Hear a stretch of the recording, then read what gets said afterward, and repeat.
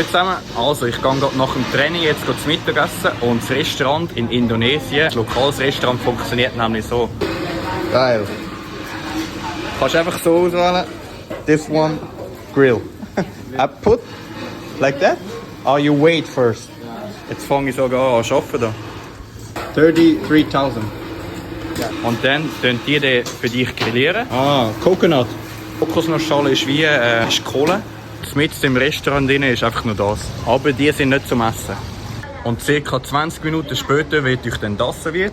Einmal das Bullenfleisch, der Fisch, ein bisschen Zwiebeln, Söseli, Gemüse natürlich. Mami hat gesagt, Gemüse essen.